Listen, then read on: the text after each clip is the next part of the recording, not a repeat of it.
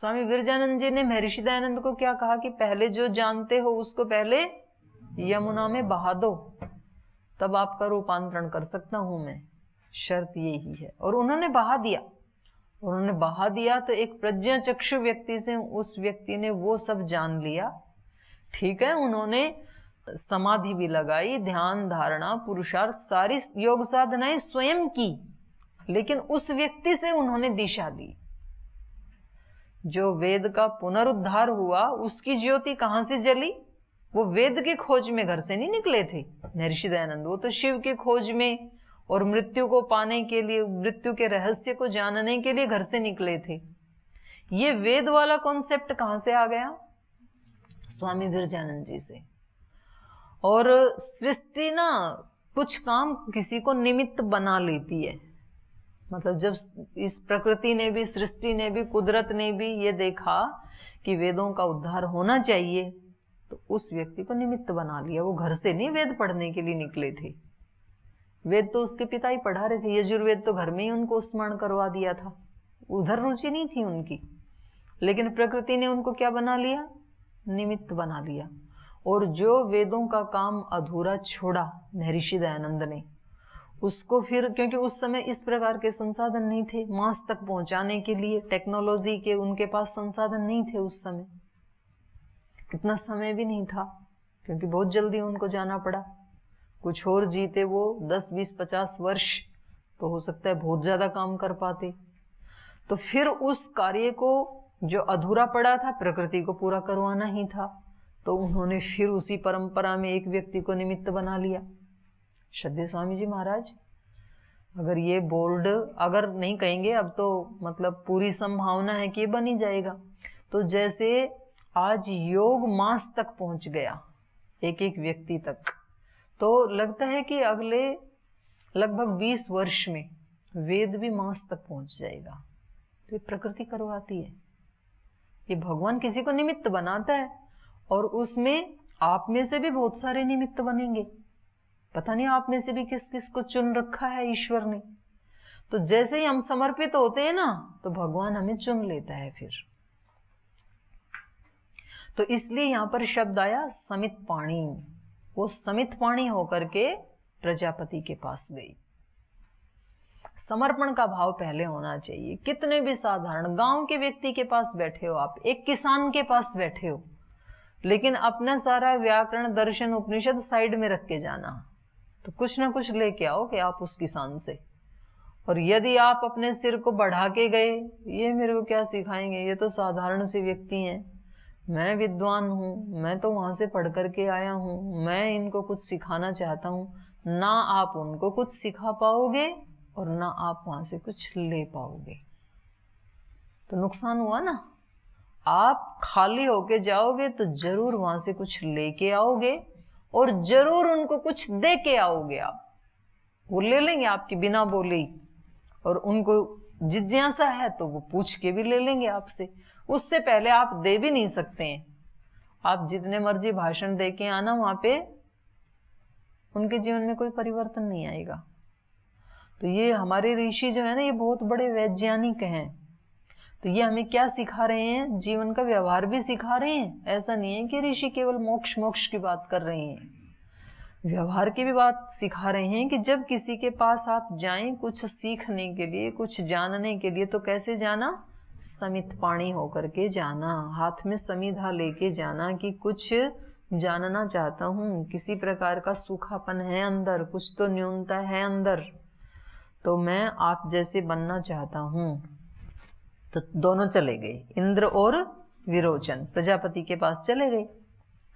तौह 32 वर्षाणि ब्रह्मचर्यम् ऊषतुः।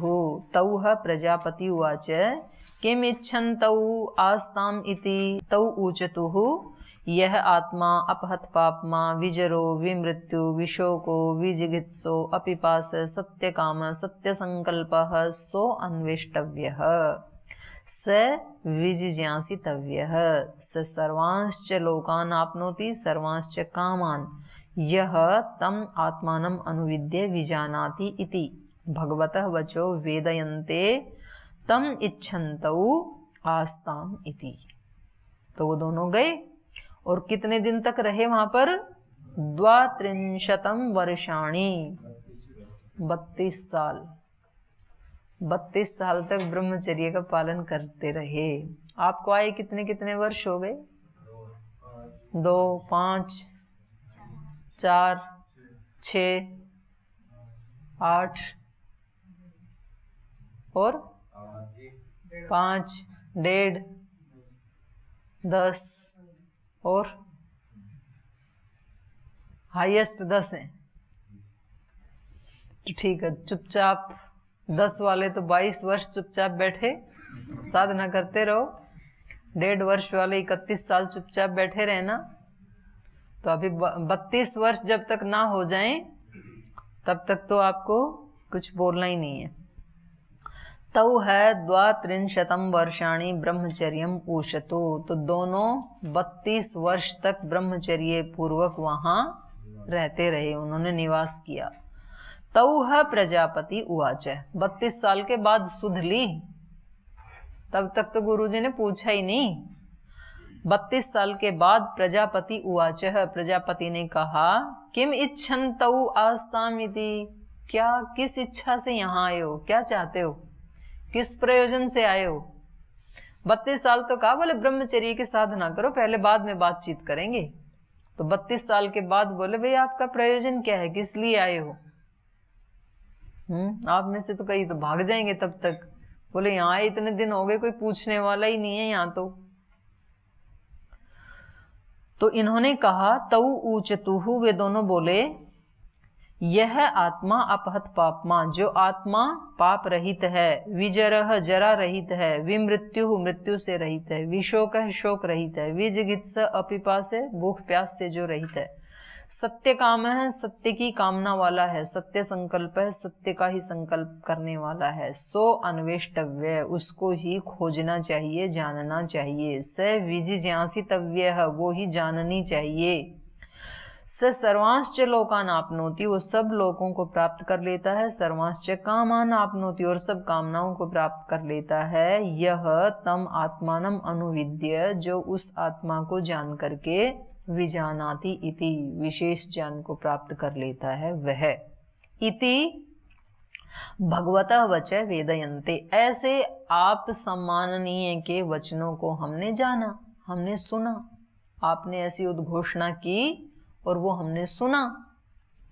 तम इच्छन्तौ आस्ताम इति, तो उसी आत्मा की इच्छा करके हम यहाँ आ गए, उस आत्मा को जानने की इच्छा से हम यहाँ आए हैं, जो कि 32 साल से आपके आश्रम में ब्रह्मचर्य का पालन करते हुए साधना कर रहे हैं, ऐसा उन्होंने बताया।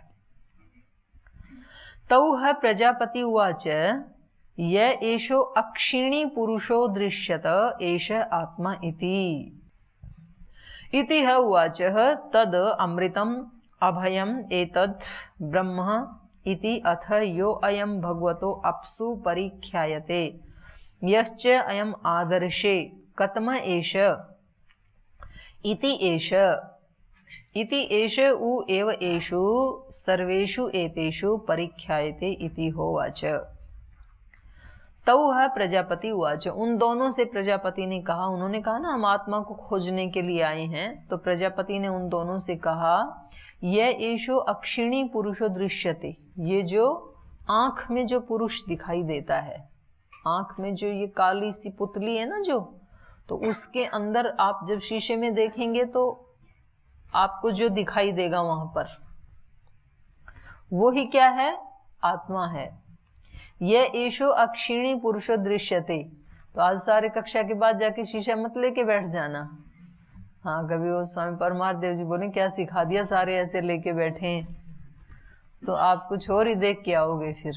तो ये इनकी बात है।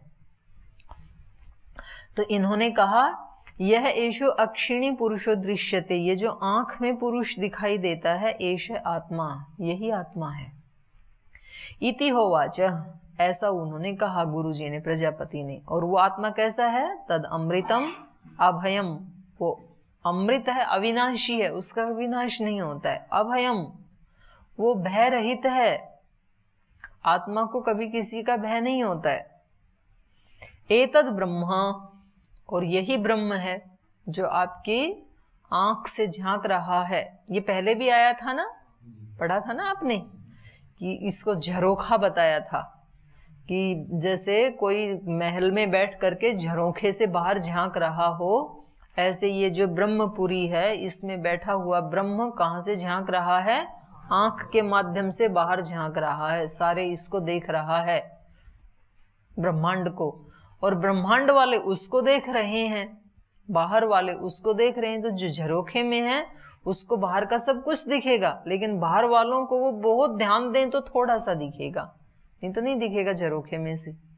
तो ऐसा ये ब्रह्म है, ये इन आंखों के माध्यम से पूरे विश्व को देख रहा है, लेकिन पूरा विश्व उसको नहीं देख पाता है। तो एतद अमृतम एतद अभयम एतद ब्रह्म इति अथ यो अयम भगवतो अप्सु परिख्यायते। तो हे भगवान, जो जल में परिख्यायते भली प्रकार से जाना जाता है, दिखता है, जल में भी प्रतिबिंब दिखता है ना, तो यह अयम भगवा अप्सु परिख्यायते दिखता है, यच अयम आदर्शे, और जो ये शीशे में दिखता है, आदर्श मतलब शीशा, कतम एष इति, तो वो जो परछाई दिखती है पानी में वो उसको आत्मा माने या ये शीशे में दिखता है? इन दोनों में से कौन सा है ये पुरुष कौन सा है? उन्होंने कहा ना कि जो आंख में दिखाई देता है वो ही आत्मा है, तो बोले आंख में ऐसे तो दिखेगा नहीं, तो आंख वाले को देखने के लिए तो दो ही साधन है, या तो पानी में देखो कि मेरी आंख में क्या दिख रहा है, वहां प्रतिबिंब दिखेगा, या तो शीशे में देखो, आंख का देखना है तो बोल जी इन दोनों में से जो शीशे में दिखेगा वो आत्मा है या पानी में दिखेगा वो आत्मा है, कौन सा है? तो फिर इनको पानी के पास ही ले जाते हैं। तो शीशे तो तुम इतने मंगवा डालोगे, तोड़ दोगे, इतने असुर इतने देव, तो पानी ठीक है। उदशरावे आत्मानम अवेक्ष्य यद आत्मनो न विजानीथ तन्मे प्रब्रूतम इति तौह उदशरावे अवेक्षांचक्राते तौह प्रजापति उवाच किं पश्यथ इति तौह ऊचतुः सर्वम् एव इदम् आवां भगव आत्मानं पश्याव आलोमभ्य आनखेभ्यः प्रतिरूपम् इति। उदशरावे पानी के बर्तन में, उद माने पानी, शराव माने कटोरा, तो पानी का कोई बर्तन। उदशरावे आत्मानम अन्वेक्ष्य, तो पानी के कटोरे में अपने आप को देख करके, अपना प्रतिबिंब देख करके,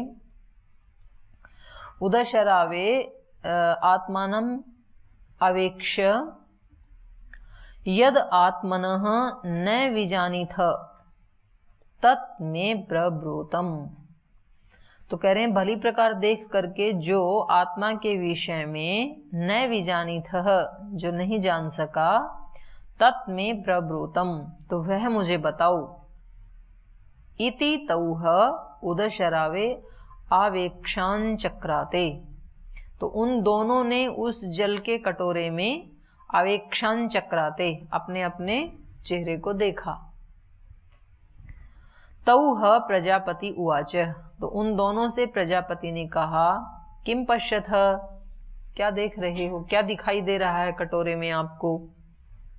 किम पश्यथ इति तौह ऊचतु सर्वमेव इदम् आवाम भगव, तो तौह ऊचतु दोनों ने कहा कि सर्वमेव इदम्, सब कुछ पूर्णतया, मतलब जो कुछ यहाँ है शरीर में वो सब यहाँ पानी में प्रतिबिंबित हो रहा है, दिखाई दे रहा है। सर्वम एव इदम आवाम भगव आत्मानं पश्यावह, हम अपने स्वरूप को पूर्ण रूप से देख पा रहे हैं, सब कुछ दिखाई दे रहा है। कहाँ से? आलोमभ्य आनखेभ्यः, लोम से लेकर के नख तक, मतलब छोटे छोटे रोम भी उसमें दिखाई दे रहे हैं, एड़ी से चोटी तक पूरा का पूरा सब कुछ दिखाई दे रहा है। और सूक्ष्मता की दृष्टि से देखें तो लोम और नख, नाखून को कहते हैं ना नख, तो लोम और नाखून भी, मतलब सब कुछ दिखाई दे रहा है, सूक्ष्म से सूक्ष्म, जैसा बाहर दिखाई दे रहा है ना वैसा ही अंदर भी दिखाई दे रहा है, वो सब देख रहे हैं। सर्वम एव इदम आवाम पश्चाव भगवः आत्मानम आ लोमभ्य आ नखेभ्य प्रतिरूपम इति। बिल्कुल हमारा ही प्रतिरूप है वो जो दिखाई दे रहा है, प्रतिबिंब है, बिल्कुल हूबहू वैसा का वैसा दिख रहा है। तौ प्रजापति उवाच साधु अलंकृतौ सुवसनौ परिष्कृतौ भूत्वा उदशरावे अवेक्षेथाम इति। तौ साध्वलंकृतौ सुवसनौ परिष्कृतौ भूत्वा उदशरावे आवेक्षान् चक्राते। तौ प्रजापति उवाच किं पश्यथ इति। तो फिर प्रजापति ने उन दोनों से कहा, तौ प्रजापति उवाच उन दोनों से कहा, साधु अलंकृतौ सुवसनौ परिष्कृतौ भूत्वा, बोले अच्छे से अब गहने पहन के आओ, साधु अलंकृतौ अच्छे से सज धज के आओ, सुवसनौ अच्छे वस्त्र पहन करके आओ, अच्छे कपड़े पहन के आओ, परिष्कृतौ परिष्कृत होकर के, डेकोरेट होकर के आओ, परिष्कृतौ भूत्वा उदशरावे अवेक्षेथाम। और अब पानी में देखो अब क्या दिख रहा है। तो पहले तो सामान्य रूप से देखा था, अब कुछ आभूषण और कपड़े बदल करके देखा। तौ साध्व अलंकृतौ सुवसनौ परिष्कृतौ भूत्वा, तो उन दोनों ने वैसा ही किया, अच्छे अच्छे कपड़े पहने, अच्छे अच्छे आभूषण पहने और अच्छी तरह से अलंकृत होकर के उदश्रावे अवेक्षान् चक्राते। फिर उन दोनों ने उसमें पानी में अपने प्रतिबिंब को देखा। तौ प्रजापति उवाच, उनसे प्रजापति ने पूछा किम पश्यथ इति, अब क्या दिखाई दे रहा है। तौ ऊचतु यथैव एव इदम आवाम भगव साधु अलंकृतौ सुवसनौ परिष्कृतौ स्व एवमेव इमौ भगव साधु अलंकृतौ सुवसनौ परिष्कृतौ इति एषः आत्मा इति होवाच एतद् अमृतम् एतद् अभयम् एतद् ब्रह्म। तौ शांत हृदयौ प्रव्रजतु वव्रजतु, लिट लकार का है। तौ उचितु, वे दोनों बोले, यथा एवं आवाम भगव, जैसे हम यहाँ हैं, यथा एव इदम आवाम, जैसे हम यहाँ हैं, यथा एव इदम आवाम भगव साधु अलंकृतौ, जैसे हम सजे धजे हैं, अलंकृत हैं, सुवसनौ अच्छे वस्त्र पहने हैं हमने, परिष्कृतौ जैसे हम परिष्कृत हुए हैं दोनों, एवं एव इमौ भगवः, वैसे ही ये जो प्रतिबिंब है ना दोनों, ये भी वैसे के वैसे दिखाई दे रहे हैं, क्योंकि शीशे में तो वही दिखेगा ना जो उसके सामने है। तो ऐसा ही उनको जल में दिखाई दिया। तो गुरुजी ने क्या कहा, साधु अलंकृतौ सुवसनौ परिष्कृतौ इति एष आत्मा इति। बोले ये जो दिखाई दे रहा है ना जल में, यही आत्मा है, अच्छी तरह से जो सुसज्जित है, अलंकृत है आभूषणों से, यही आत्मा है। इति होवाच, उन्होंने कहा ये आत्मा ही क्या है, एतद अमृतम अभयम एतद ब्रह्म इति, ये ही अमृत स्वभाव वाला अविनाशी आत्मा है, ये ही अभय आत्मा है, भय रहित स्वभाव वाला आत्मा है, ये ही ब्रह्म है। तौ शांत हृदयौ प्रव्रजतु वज्रतु, तो वो शांत हृदय होकर के चले गए। व्रजगतौ धातु है ना, चले गए। ठीक है, आत्मा का पता लग गया। तो अपने में से भी कई सारे हैं ऐसे शांत। हाँ जी ठीक है, कोई पूछे आपने आत्मा के बारे में जान लिया? हाँ जी जान लिया। योग दर्शन में ऐसे कहा है, सांख्य में ऐसे कहा है, न्याय में ऐसे कहा है, वैशेषिक में ऐसे कहा है, उपनिषद में ऐसे कहा है, हम सब जानते हैं आत्मा के बारे में। तो किसी इनको कहे कि चलो आपको उन संत के पास लेके चलते हैं, वो आत्मवेत्ता हैं, तो कुछ आत्मा के बारे में बताएंगे, कुछ आत्मा, अजय हम तो सब जानते हैं, इतना सब जानने के बाद क्या उनसे मिलना है। तो ये भी अपने शांत हृदय होके दोनों चले गए, आत्मा को जान आए। तो अब जाएंगे अपने अपने देवों के पास और असुरों के पास। तौ अन्वीक्ष्य प्रजापति उवाच अनुपलभ्य आत्मानम् अननुविद्य व्रजत यतरे एतद् उपनिषदो भविष्यन्ति देवा वा असुरा वा ते परा भविष्यन्ति इति। सह शांत हृदय एव विरोचनो असुराणाम आजगाम। असुराणां जगाम तेभ्यो है एताम उपनिषदम प्रोवाच आत्मा एव इह मह्य आत्मा परिचर्य आत्मानम एव इह मह्यन आत्मानं परिचरन् उभौ लोकौ आपनोति इमं च अमुं च इति। तौह अन्वीक्ष्य, तो वे दोनों अन्वीक्ष्य, इसके बारे में जान करके सोच करके, तौह अनुईक्ष्य, हाँ उन दोनों के बारे में सोचा प्रजापति ने कि वे बड़े विचित्र शिष्य आए। 32 साल तक ब्रह्मचर्य का पालन किया और अब मैंने पानी में चित्र दिखाया और उस चित्र को ही आत्मा समझ करके तो चले गए। तौह अनुईक्ष्य, उनके जाने के बाद इसने ईक्षण किया, सोचा तो चले गए। आत्मा को बिना जाने चले गए, ये तो इतने साल रहे यहाँ और हमने एक दिन में शिक्षा पूरी करके चलते बने। तौह अनुईक्ष्य प्रजापति उवाच, प्रजापति ने अपने आप से कहा, अनुपलभ्य आत्मानम अननुविद्य, आत्मा को बिना प्राप्त किए और आत्मा को बिना जाने, अननुविद्य बिना जाने ही व्रजत, ये तो चले गए। यतरे एतद उपनिषदो भविष्यन्ति, कह रहे हैं यतरे, जोन से भी, इन दोनों में से जोन से भी, एतद उपनिषदो भविष्यन्ति, इस आत्मज्ञान के रहस्य को जानने वाले होंगे। कौन से आत्मज्ञान के रहस्य को?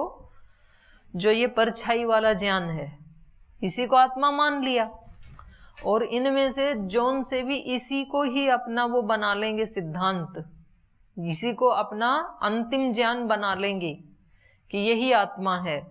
तो वो क्या होंगे? देवा व असुरा व, दोनों में से चाहे कोई से भी हो, ते परा भविष्यन्ति, वो हारेंगे, पराजित होंगे, क्योंकि ये तो आत्मा था ही नहीं, ये तो क्या था? शरीर की परछाई थी। तो कह रहे हैं इन दोनों में से जो भी इस सिद्धांत को लेकर के अपने आप को कृतकृत्य मानेंगे, वो परा भविष्यन्ति, वो जीवन में हारेंगे, सत्य उनको नहीं मिलने का है। ते परा भविष्यन्ति इति सह शांत हृदय एव विरोचनो असुराम जगाम। तो वो कह रहे हैं वो तो शांत होकर के, शांत हृदय होकर के जो विरोचन था वो तो अपने ग्रुप में चला गया असुरों के पास, असुराम आजगाम, असुरों के पास चला गया। तेभ्यः एताम उपनिषदम प्रोवाच, और उन सारे असुरों को इसी रहस्य को उसने बता दिया। भाई मैं आत्मा का ज्ञान लेके आई हूँ, इकट्ठे हो जाओ आप, मैं बताता हूँ आत्मा क्या है। तो वही उसने परीक्षण किया होगा वहां पे कि पहले सामान्य रूप से पानी में देखो तो सबने देखा होगा, फिर बोले अभी अलंकृत होके आओ, तो अलंकृत होके आए, तो बोले यही आत्मा है, यही अमृत है, यही ब्रह्म है, ऐसा उसने बता दिया। तो एताम उपनिषदम प्रोवाच आत्मा एव इह मह्य, और उपदेश क्या किया? भाई आत्मा ही इस संसार में महिमाशाली है, आत्मा की ही महिमा है। मह्य माने महिमा वाला, महिमाशाली, पूजनीय, आदरणीय।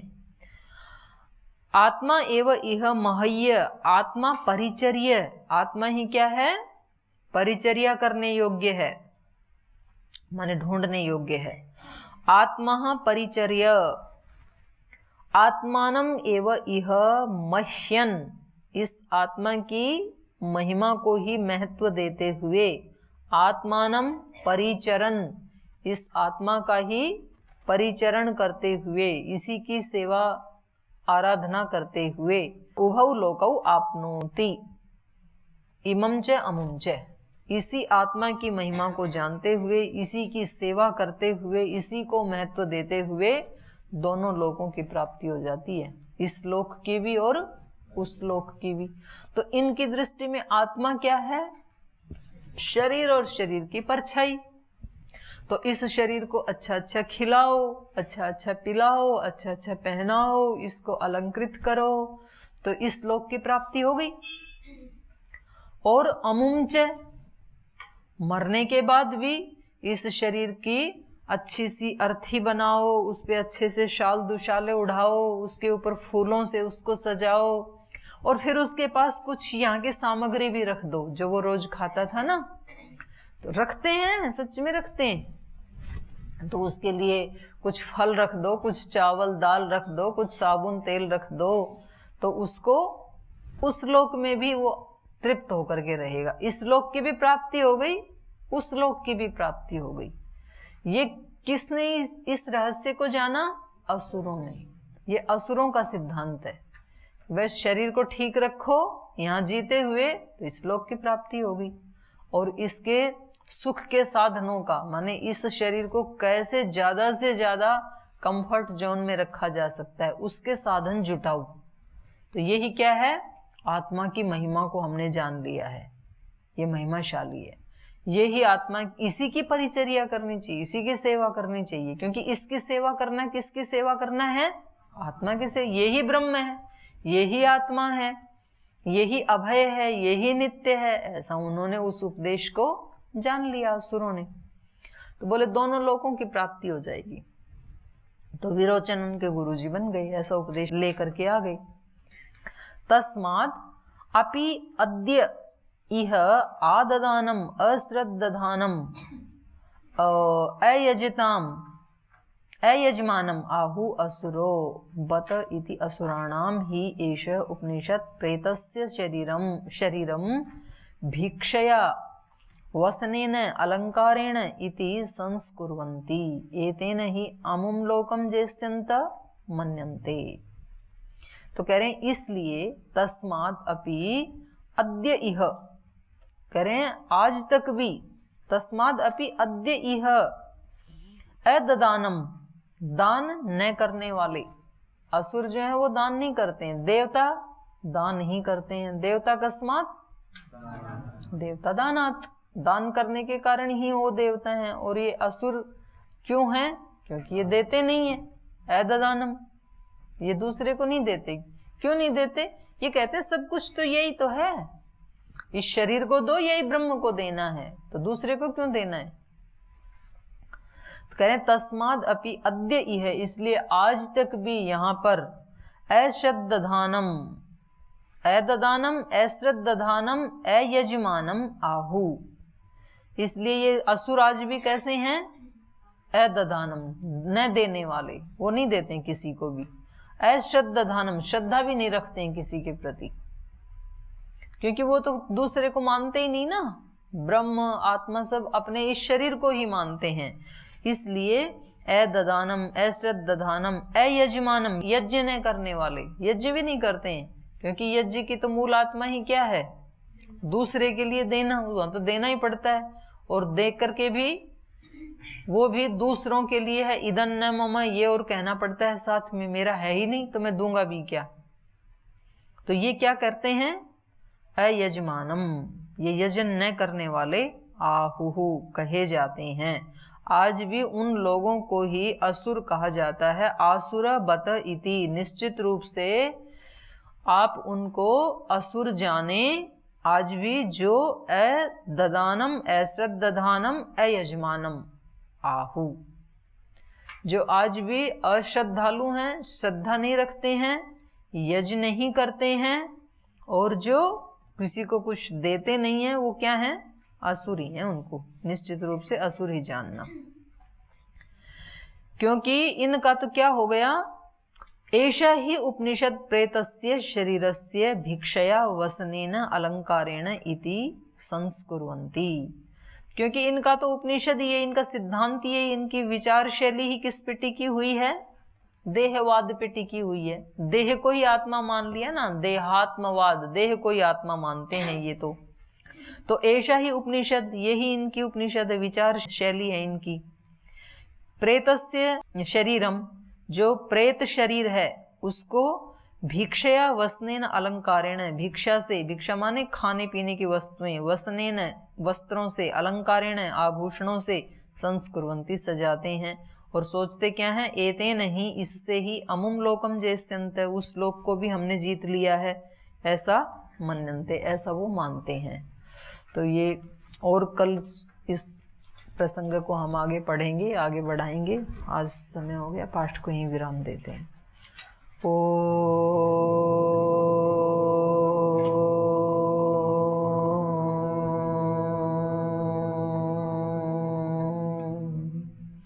शांति शांति शांति।